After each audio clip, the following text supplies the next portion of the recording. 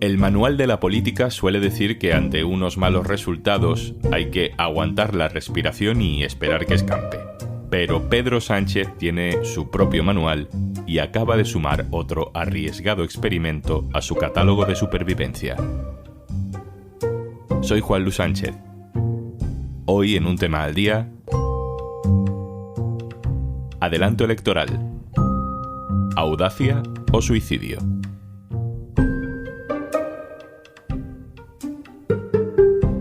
Una cosa antes de empezar. Qué mítica esta frase de Juanlu si llevas tiempo escuchando Un Tema al Día, ¿eh? Creo que la única mala noticia de ir a podimo.es/al-día y aprovechar los 60 días gratis de Podimo es que no vas a escucharla más porque tienes Un Tema al Día sin interrupciones. Y sin Juanjo de Podimo, que soy yo, también.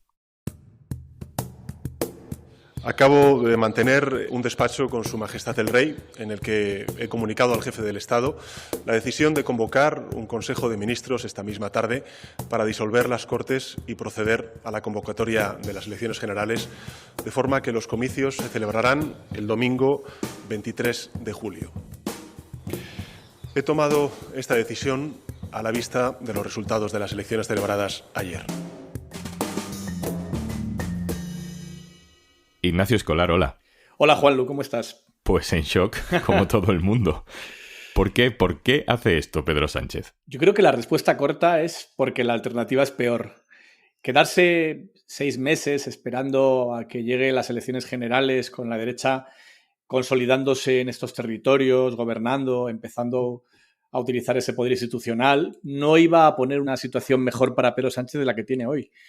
Creo que en el análisis que han hecho en la Moncloa han llegado a la conclusión de que, siendo una jugada de mucho riesgo, era más arriesgado aún no actuar. ¿Y cómo han llegado a esa conclusión? ¿Por pura intuición o con qué datos? Lo fundamental es que si se miran la distancia en número de votos y en puntos entre el PSOE y el PP, no es una barrida tan grande como podría parecer cuando se mira el resultado en poder institucional, en ayuntamientos y en autonomías. Al PP le ha salido las elecciones muchísimo mejor de lo que esperaban. Pero en número de votos, la distancia no es tan grande como para que esté todo perdido. Ahora bien, si Pedro Sánchez se queda sentado en la Moncloa como si no pasara nada, si esperase a que cada comparecencia en el Parlamento llegase Feijóo y le dijera no alargue usted esta agonía, convoque elecciones ya. Si después vamos viendo cómo van complicándose la situación dentro del PSOE, donde hay un montón de gente que se queda en el paro y va a empezar a presionar a Pedro Sánchez. Todo eso hace que en diciembre estaría peor que hoy. Con lo cual, con ese análisis, a mí me parece la jugada más razonable. Es muy arriesgada, pero sí que creo que es también la que menos riesgo corre o la que más posibilidades permite al PSOE en particular y a la izquierda en general para mantener el gobierno de coalición. Hemos hablado durante meses de cómo el PSOE necesitaba a un Sumar o a un Podemos, que se necesitaban mutuamente para volver a revalidar gobierno. Que sin un Sumar fuerte y sin un PSOE fuerte no era posible la suma total que facilitara de nuevo una coalición. De hecho, en el análisis que hacíamos en el capítulo de ayer sobre los resultados del 28M, que de eso ya parece que ha pasado un siglo, decíamos que a pesar de que Podemos más País Compromís se habían hundido, el PSOE no había absorbido ese voto y que ahí estaba parte del problema de la debacle de la izquierda. Ignacio, ¿tú crees que eso va a cambiar? ¿Crees que vamos a ver una campaña hasta julio con un Pedro Sánchez más crítico con sus socios para intentar quedarse con su voto en vez de, como ahora, pues repartir un poco los papeles? Yo no creo que vaya a ser tanto que Pedro Sánchez se dedique a criticar a sus socios de gobierno, pero sí que es evidente que lo que está haciendo Sánchez al convertirse en el pararrayos de todo o nada frente a la derecha y la extrema derecha es polarizar todo el voto en su figura. Pero no solamente el voto de Sumar, piensa en el voto de Esquerra, o piensa en el voto de H. Bildu, o piensa en el voto incluso de algunos votantes del PNV que no quieren que en España gobierne la derecha con la extrema derecha. Esto ya pasó. En las elecciones de 2008, Zapatero, frente a una campaña muy dura de oposición del Partido Popular, la época de la conspiración del 11M, de Zaplana y Acebes permanentemente en críticas durísimas en el Parlamento. Esa campaña también a cara de perro, después de unas elecciones municipales que volvió a ganar el año anterior la derecha, se salvó porque Zapatero fue capaz de cohesionar un montón de voto prestado de nacionalistas vascos y catalanes que lograron una mayoría suficiente como para aguantar el envite. Yo creo que en esta ocasión Sánchez está intentando algo parecido.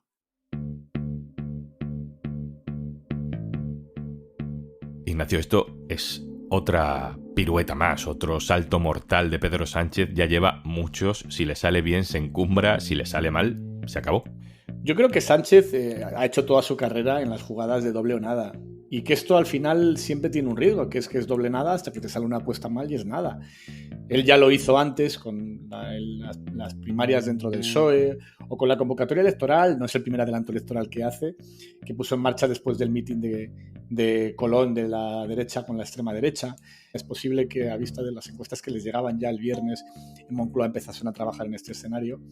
Se ha dado cuenta de que es casi su única opción. Es que, visto en perspectiva, creo que es difícil imaginar una opción mejor, porque quedarte 6 meses así, en una situación de interinidad como un pato cojo, por mucho que tengas la presidencia de la Unión Europea, francamente no creo que ningún voto se vaya a mover por la presidencia de la Unión Europea.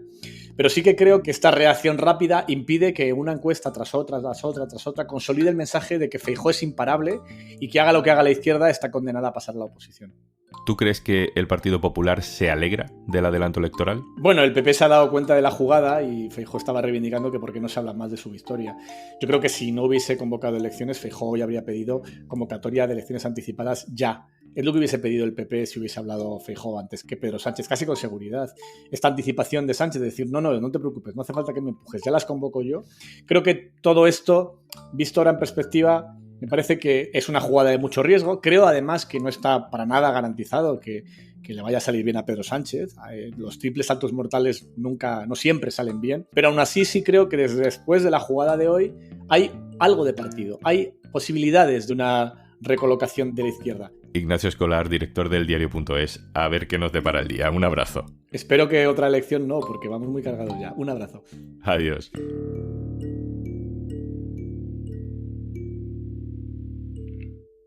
Todo esto tiene muchas derivadas. Por ejemplo, primera derivada. Podemos y Sumar tienen 10 días, desde este martes, que es cuando se publica en el BOE la convocatoria de las elecciones, para decidir si se presentan juntos o no. 10 días. Mi compañero Alberto Ortiz nos cuenta cómo cae la decisión de Sánchez en el espacio político que liderará Yolanda Díaz. Hola Juanlo, ¿qué tal?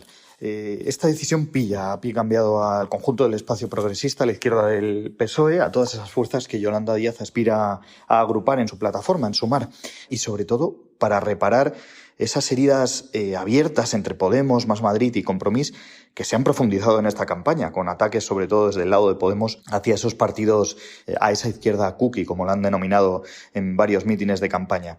El proceso de reconciliación y de negociación que estaba previsto que durase 2 meses, esos 2 meses ahora van a tener que reducirse a apenas 10 días. En Sumar no han mostrado demasiada preocupación, sin embargo, dicen que ya llevaban tiempo hablando y que hay cierto trabajo avanzado, y en Podemos muestran tranquilidad, que ellos ya venían avisando de un adelanto electoral, de que Pedro Sánchez ya había hecho esto en el pasado y que podía volver a repetirlo. El mensaje público es de unidad y lo que queda ahora es ver si los partidos son capaces de lograr en tiempo récord lo que no han conseguido en estos 2 años, y especialmente después de unos resultados francamente negativos en este 28M para todas las formaciones de este espacio político y en especial para Podemos. Segunda derivada. Acaban de celebrarse las municipales, las autonómicas del domingo 28 de mayo, y hay varios sitios importantes donde el PSOE tiene que intentar negociar alcaldías para por lo menos resistir en algunas grandes ciudades. Neus Tomás, compañera, hola. Hola, ¿qué tal? Neus Tomás es directora adjunta del diario.es. Neus, te quiero preguntar si esta convocatoria electoral puede complicar las negociaciones del PSC para hacerse con la alcaldía de Barcelona. Lo complica, sí, lo complica. Jaume Collboni, el candidato socialista, hoy lo tiene más complicado, pero tiene que llamar a la puerta de Esquerra, que no está nada claro que esté abierta, y el hecho de que haya unas elecciones generales en la esquina, pues lo dificulta.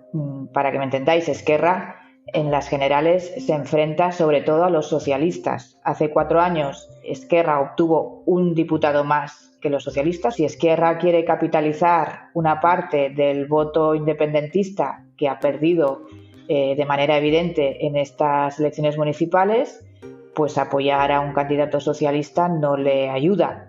De cara a las próximas generales es probable que el PSC esta vez pase por delante de Esquerra, entre otras cosas porque en Cataluña funciona mucho el voto útil al socialismo. Por lo tanto, hoy es más fácil que Trias sea alcalde que ayer. Nada es imposible, y lo vimos hace 4 años en Barcelona, pero es evidente que el adelanto electoral no ayuda. Eso pasa en Barcelona, pero algo parecido también pasa en Navarra, ¿no? Bueno, son interesantes los equilibrios en Navarra porque el gobierno socialista de Chivite depende de la abstención de H. Bildu. Y la izquierda abertzale le ha dicho que está dispuesta a abstenerse, como hizo en el 2019, a cambio de que deje a su candidato, a Joseba Sirón, ser alcalde. ¿Lo hará? Pues yo tengo dudas. ¿Qué implica esto? Que si los socialistas se votan a sí mismos, es decir, que si no facilitasen de manera activa la alcaldía al candidato de H. Bildu, lo que pasaría es lo mismo que pasó hace 4 años, que gobernaría UPN. Yo creo que en un contexto de elecciones generales, teniendo en cuenta el desgaste que ha podido sufrir el PSOE a nivel nacional por sus alianzas con Bildu, uno de los argumentos de campaña preferidos del PP, pues no lo tiene fácil para cumplir el requisito que le pide Bildu. Me gustó más, compañera, gracias. A vosotros. Y la tercera derivada es la de todo lo que no va a entrar en vigor por el adelanto electoral. Todas las leyes que iban a ser y ya no serán. La ley de vivienda está aprobada, pero tiene pinta de que no llegará a aplicarse. Pero hay más. Le he pedido a la jefa de sociedad del diario.es, Natalia Quientaroli, que nos resuma algunas de las más importantes. Hola Juanlu. Bueno, con la disolución de las Cortes hay muchos temas que se quedan en el tintero. Entre ellos está uno de los más destacados, la ley de familias, que está en plazo de enmiendas, o estaba en plazo de enmiendas en el Congreso.